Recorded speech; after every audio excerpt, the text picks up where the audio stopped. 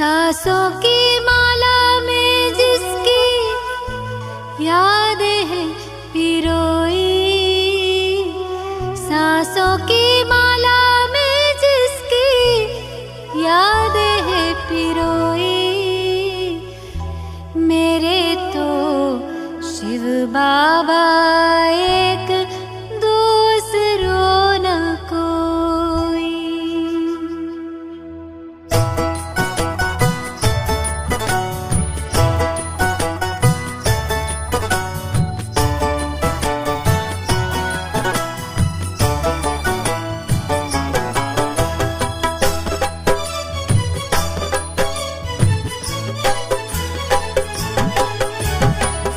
सांसों की माला में जिसकी यादें हैं पिरोई, सांसों की माला में जिसकी यादें हैं पिरोई, मेरे तो शिव बाबा एक दूसरो ना कोई, मेरे तो शिव बाबा एक दूसरो ना कोई। बाबा ही संसार मेरा, दुनिया मेरी वो ही, बाबा ही संसार मेरा, दुनिया मेरी वो ही, मेरे तो शिव बाबा एक दूसरो न कोई, मेरे तो शिव बाबा एक दूसरो ना कोई।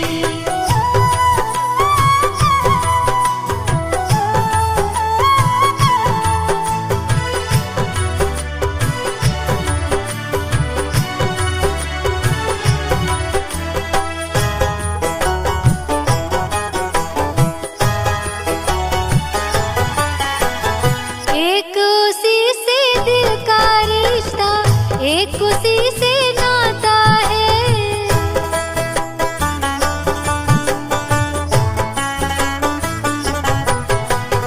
एक उसी से दिल का रिश्ता, एक उसी से नाता है, इन नैनों को सिवा शिव के और नजर न आता है। इन नैनों को सिवा शिव के और नजर ना आता है। मात पिता शिक्षक सद्गुरु, मात पिता शिक्षक सद्गुरु, बंधु सखा सब वो ही, मेरे तो शिव बाबा एक दूसरो न कोई, मेरे तो शिव बाबा एक दूसरो ना कोई।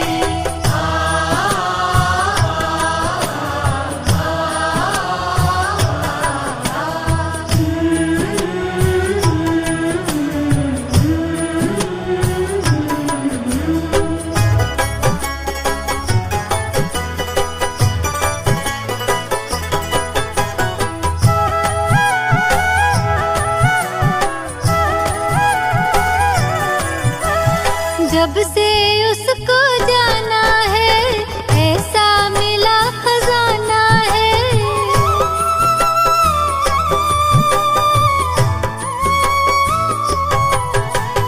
जब से उसको जाना है ऐसा मिला खजाना है, आकर अपना मीत सुहाना मन को मिला ठिकाना है, आकर अपना मीत सुहाना मन को मिला ठिकाना है। उसी को पाने की खातिर थी, उसी को पाने की खातिर थी, युगों से अखियां रोई, मेरे तो शिव बाबा एक दूसरो न कोई, मेरे तो शिव बाबा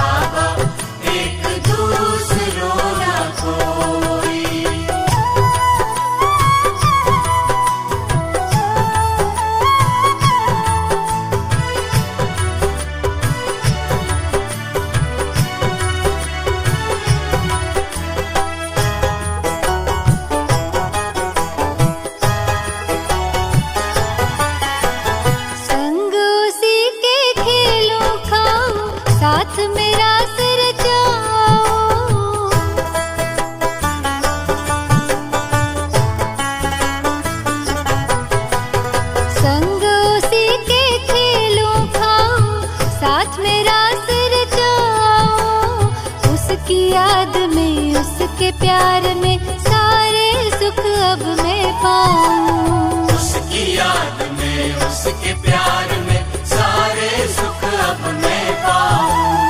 स्नेह सिंधु की मैं लहरों में, स्नेह सिंधु की मैं लहरों में रहती खोई खोई। मेरे तो शिव बाबा एक दूसरों न कोई। मेरे तो शिव बाबा एक दूसरों न कोई। बाबा ही संसार मेरा, दुनिया मेरी वो ही।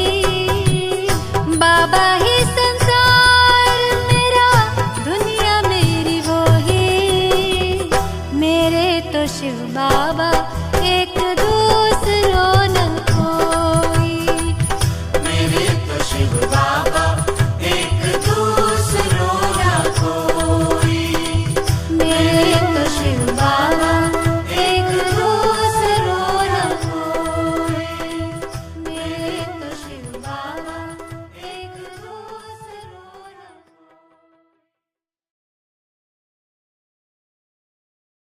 ओम शांति। 31 मई 2024। प्यारे बाप दादा के मधुर महावाक्य। मीठे बच्चे, बाप आए हैं कांटों को फूल बनाने। सबसे बड़ा कांटा है देह अभिमान, इससे सब विकार आते हैं। इसलिए देही अभिमानी बनो। प्रश्न, भक्तों ने बाप के किस कर्तव्य को ना समझने के कारण सर्वव्यापी कह दिया है? उत्तर, बाप बहुरूपी है।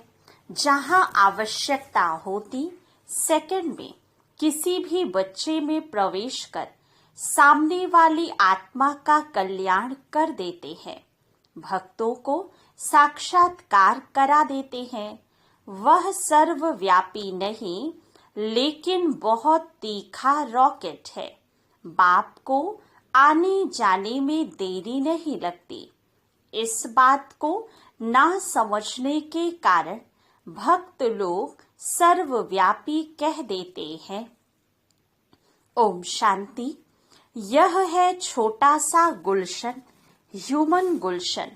बगीचे में तुम जाओ तो उसमें पुराने झाड़ भी होते हैं, किस्म किस्म के। कहाँ मुखड़ियाँ भी होती हैं, कहाँ आधी खिली हुई मुखड़ियाँ होती हैं। यह भी बगीचा है ना। अब यह तो बच्चे जानते हैं। यहाँ आते हैं कांटों से फूल बनने। श्रीमत से हम कांटे से फूल बन रहे हैं। कांटे जंगल के हैं, फूल बगीचे में होते हैं। बगीचा है स्वर्ग, जंगल है नर्क। बाप भी समझाते हैं, यह है पतित कांटों का जंगल, वह है फूलों का बगीचा। फूलों का बगीचा था, वह अभी फिर कांटों का जंगल बना है। देह अभिमान है सबसे बड़ा कांटा। उसके बाद फिर सब विकार आते हैं। वहां तो तुम देही अभिमानी रहते हो। आत्मा में ज्ञान रहता है। अभी हमारी आयु पूरी होती है।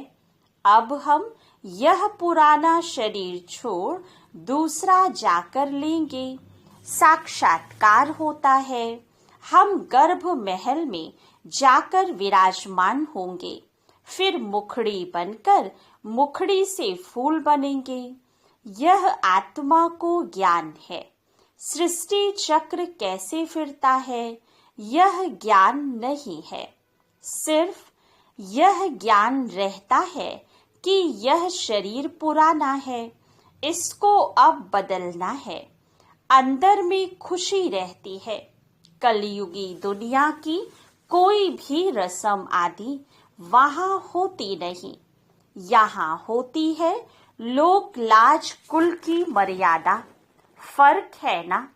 वहां की मर्यादा को सत्य मर्यादा कहा जाता है। यहाँ तो है असत्य मर्यादा। सृष्टि तो है ना, बाप आते ही हैं, जबकि आसुरी संप्रदाय है उसमें ही दैवी संप्रदाय की जब स्थापना हो जाती है तब विनाश होता है। तो जरूर आसुरी संप्रदाय है उसमें ही दैवी गुण वाले संप्रदाय स्थापन हो रही है। यह भी समझाया है योग बल से तुम्हारे जन्म जन्मांतर के पाप नष्ट होते हैं। इस जन्म में भी जो पाप किए हैं वह भी बताने पड़े। उसमें भी खास है विकार की बात। याद में है बल, बाप है सर्वशक्तिमान। तुम जानते हो जो सर्व का बाप है उनके साथ योग लगाने से पाप भस्म होते हैं। यह लक्ष्मी नारायण सर्वशक्तिमान है ना, सारी सृष्टि पर इनका राज्य है। वह है ही नई दुनिया, हर चीज नई। अब तो जमीन ही कलराठी हो गई है। अभी तुम बच्चे नई दुनिया के मालिक बनते हो तो इतनी खुशी रहनी चाहिए। जैसे स्टूडेंट वैसी खुशी भी जास्ती होगी। तुम्हारी यह है ऊंचते ऊंच यूनिवर्सिटी, ऊंचते ऊंच पढ़ाने वाला है। बच्चे पढ़ते भी हैं ऊंचते ऊंच बनने के लिए। तुम कितना नीच थे, एकदम नीच से फिर ऊंच बनते हो। बाप खुद ही कहते हैं तुम स्वर्ग के लायक थोड़े ही हो। अपवित्र वहां जा ना सके, नीचे है तब तो ऊंच देवताओं के आगे उन्हों की महिमा गाते हैं। मंदिरों में जाकर उन्हों की ऊंचाई और अपनी नीचता का वर्णन करते हैं। फिर कहते हैं रहम करो तो हम भी ऐसे ऊंच बने। उन्हों के आगे माथा टेकते हैं तो वह भी मनुष्य, परंतु उनमें दैवी गुण है। मंदिरों में जाते हैं, उन्हों की पूजा करते हैं कि हम भी उन्हों जैसे बने। यह कोई को पता नहीं है कि उन्हों को ऐसा किसने बनाया। तुम बच्चों की बुद्धि में सारा ड्रामा बैठा हुआ है। कैसे इस दैवी झाड़ का सैपलिंग लगता है। बाप आते भी हैं संगम युग पर। यह पतित दुनिया है, इसलिए बाप को बुलाते हैं हमको आकर पतित से पावन बनाओ। अभी तुम पावन होने के लिए पुरुषार्थ करते हो। बाकी सब हिसाब किताब चुकतो कर चले जाएंगे शांति धाम। मन मना भव का मंत्र मुख्य है जो तुमको बाप देते हैं। गुरु लोग तो ढेर के ढेर हैं, कितने मंत्र देते हैं। बाप का है ही एक मंत्र। बाप ने भारत में आकर मंत्र दिया था जिससे तुम देवी देवता बने थे। भगवान वाच है ना। वो लोग भल श्लोक आदि कहते हैं परंतु अर्थ कुछ भी नहीं समझते। तुम अर्थ समझा सकते हो। कुंभ के मेले में जाते हैं, वहां भी तुम सबको समझा सकते हो। यह है पतित दुनिया नरक। सतयुग पावन दुनिया थी जिसको ही स्वर्ग कहा जाता है।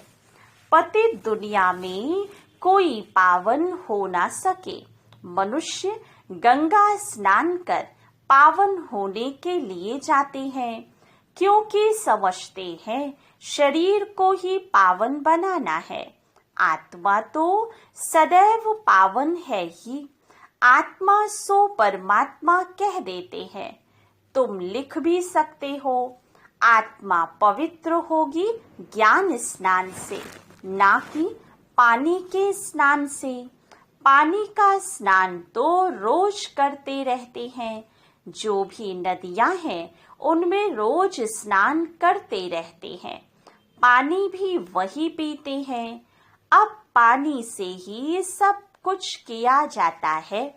बातें कितनी सहज हैं, परंतु किसकी बुद्धि में आती नहीं है। ज्ञान से ही सद्गति होती है सेकंड में। फिर कहते हैं ज्ञान इतना अथाह है जो सारा समुद्र स्याही बनाओ, जंगल को कलम बनाओ, धरती को कागज बनाओ, तो भी अंत नहीं हो सकता। बाप भिन्न भिन्न पॉइंट्स तो रोज समझाते रहते हैं। बाप कहते हैं आज तुमको बहुत गुह्य बातें सुनाता हूँ। बच्चे कहते हैं पहले क्यों नहीं सुनाया? अरे पहले कैसे सुनाएंगे? कहानी शुरू से लेकर नंबर वार सुनाएंगे ना। पिछाड़ी का पार्ट पहले कैसे सुना सकेंगे? यह भी बाप सुनाते रहते हैं। यह सृष्टि चक्र के आदि मध्य अंत का राज तुम जानते हो। तुमसे कोई भी पूछे तो तुम झट रिस्पॉन्स कर सकते हो। तुम्हारे में भी नंबरवार हैं जिनकी बुद्धि में बैठा हुआ है। तुम्हारे पास आते हैं, पूरा रिस्पॉन्स नहीं मिलता है तो बाहर जाकर कहते हैं यहाँ तो पूरी समझानी नहीं मिलती है। फालतू चित्र रखे हैं, इसलिए उन्हें समझाने वाले बड़े अच्छे चाहिए, नहीं तो वह भी पूरा समझते नहीं है। समझाने वाले भी पूरा नहीं तो जैसे को तैसा मिला। बाप कहते हैं कहाँ कहाँ हम देखते हैं आदमी बड़ा समझदार है, बच्चे इतने शुरूड नहीं हैं, तो फिर हम ही उनमें प्रवेश कर मदद कर देते हैं। क्योंकि बाप तो है बहुत छोटा रॉकेट, आने जाने में देरी नहीं लगती है। उन्होंने फिर बहुरूपी व सर्वव्यापी की बात उठा ली है। यह तो बाप तुम बच्चों को बैठ समझाते हैं। कोई कोई आदमी अच्छे होते हैं तो उन्हों को समझाने वाले भी अच्छे चाहिए। आजकल तो कोई छोटेपन से भी शास्त्र कंठ कर लेते हैं, क्योंकि आत्मा संस्कार ले आती है। कहाँ भी जन्म ले फिर वहाँ वेद शास्त्र आदि पढ़ने लग पड़ेंगे। अंतुमति सो गति होती है ना। आत्मा संस्कार ले जाती है ना। अभी तुम बच्चे समझते हो। आखिर वह दिन आया आज जो स्वर्ग के द्वार सच सच खुलते हैं। नई दुनिया की स्थापना, पुरानी दुनिया का विनाश होना है।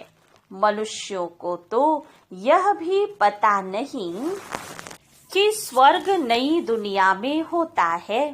तुम बच्चे ही जानते हो। हम सच्ची सच्ची सत्यनारायण की कथा व अमरनाथ की कथा सुन रहे हैं। एक ही कथा सुनाई भी एक ने है, फिर उसके शास्त्र बनाए हैं। दृष्टांत सब तुम्हारे हैं, जो फिर भक्ति मार्ग में उठा लिए हैं।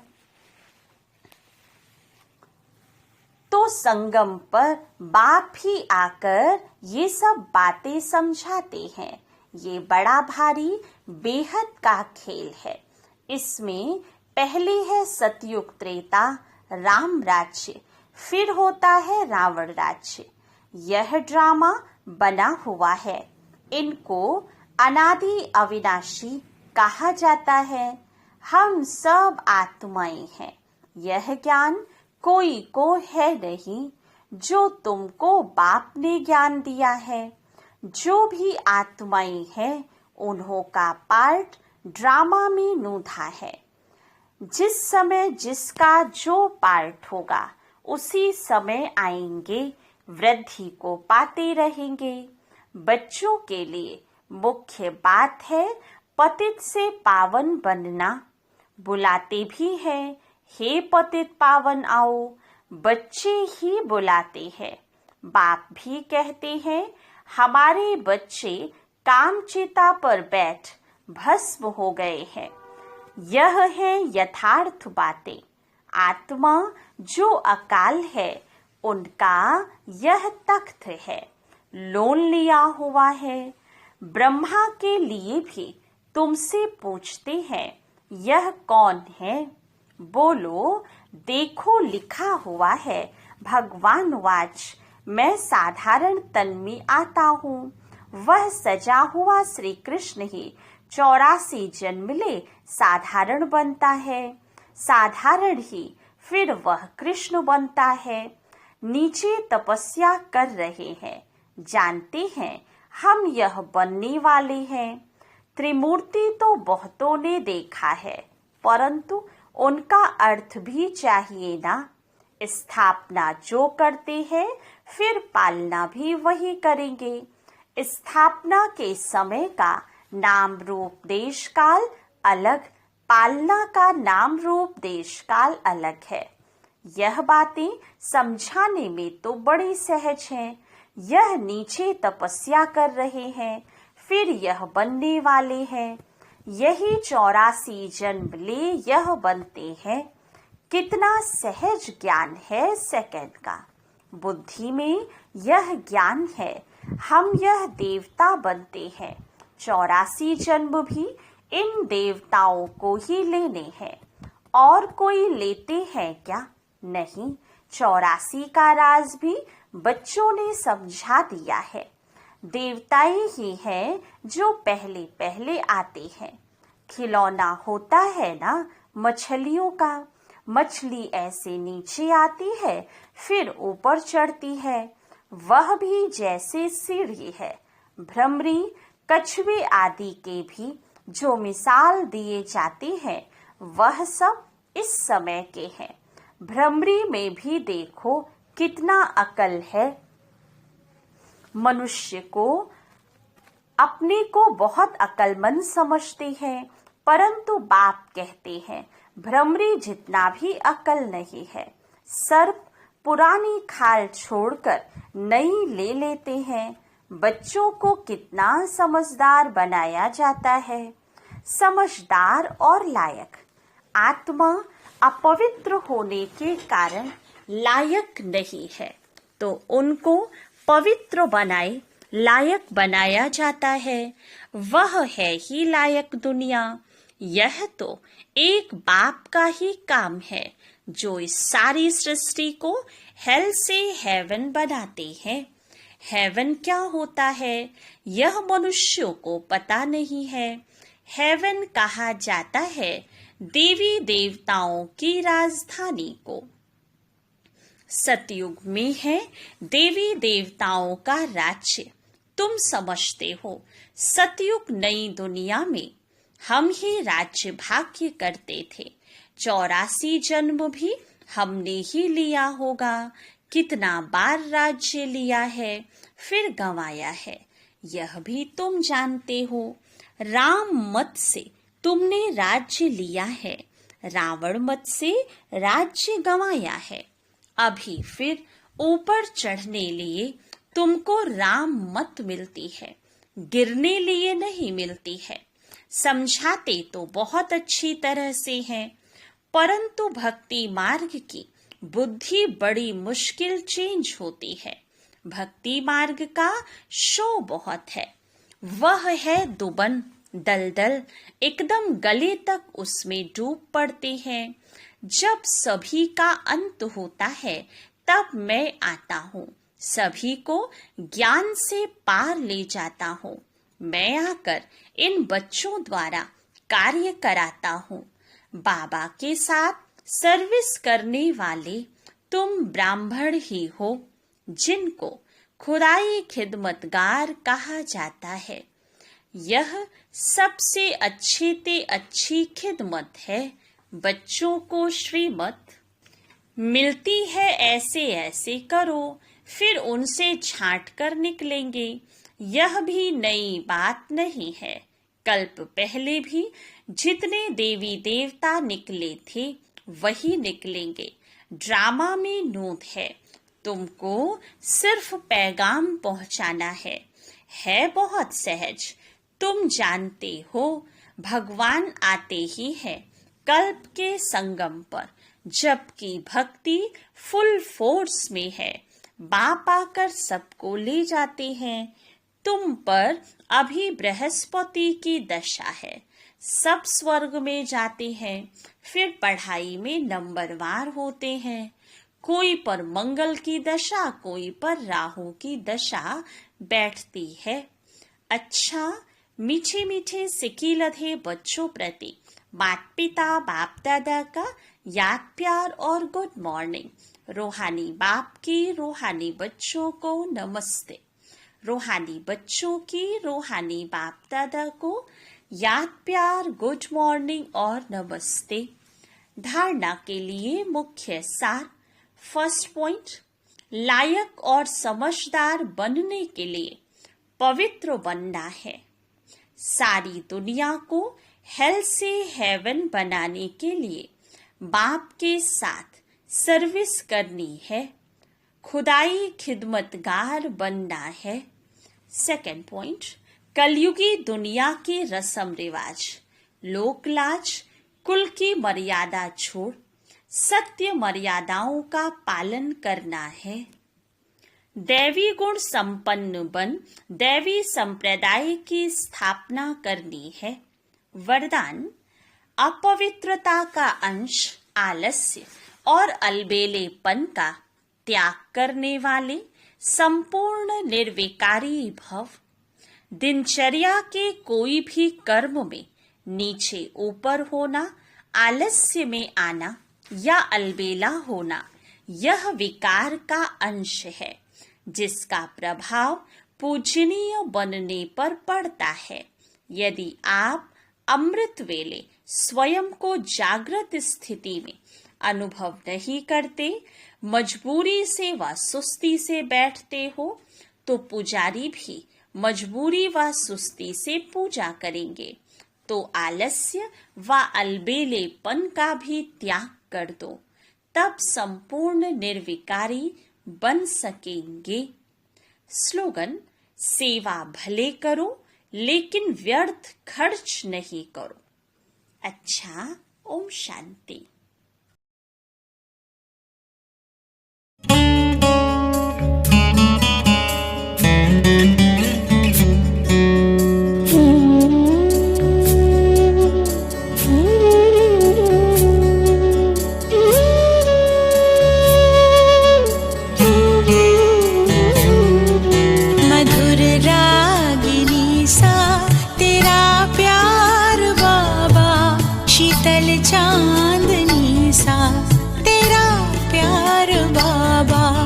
मधुर रागिनी सा तेरा प्यार बाबा, शीतल चांदनी सा तेरा प्यार बाबा।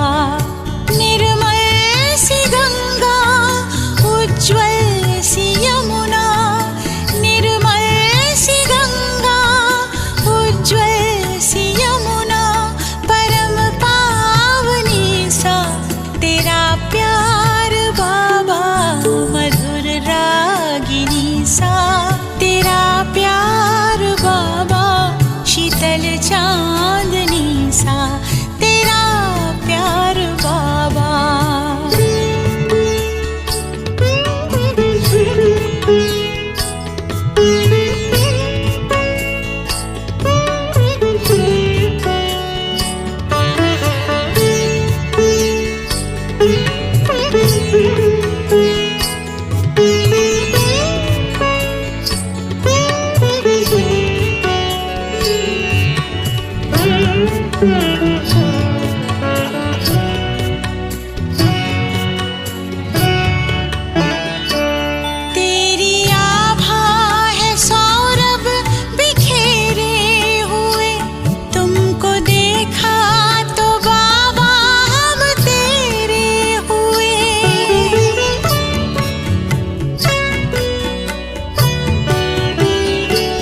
तेरी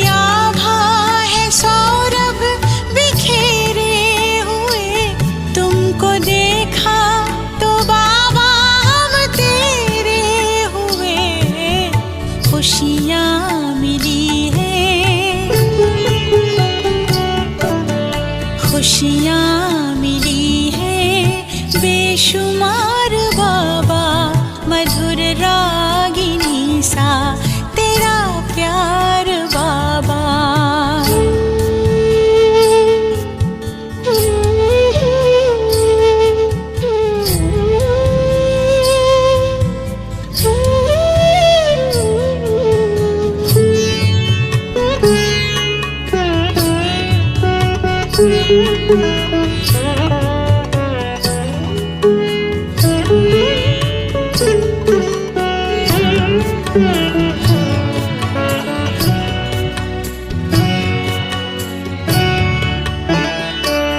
जिंदगी सोने जैसी खरी हो गई, कैसी हम पे ये जादूगरी हो गई।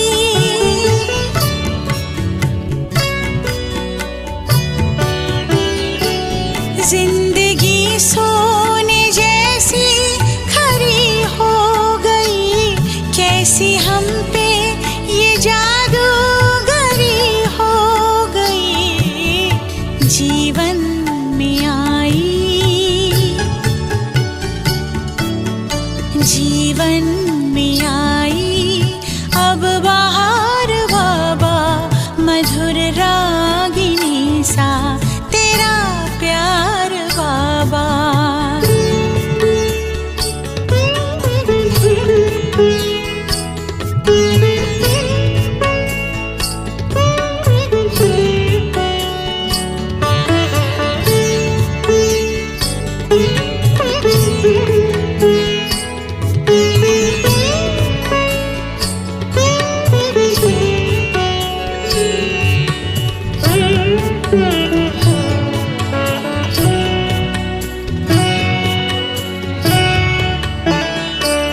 ज्ञान की पाई अनमोल हमने निधि, योग की तुमसे सीखी अनोखी विधि।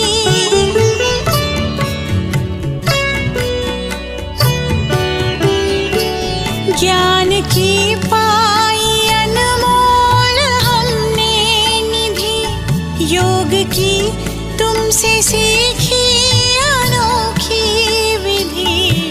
हमें ले चले हो, हमें ले चले हो उस पार बाबा मधुर रागिनी सा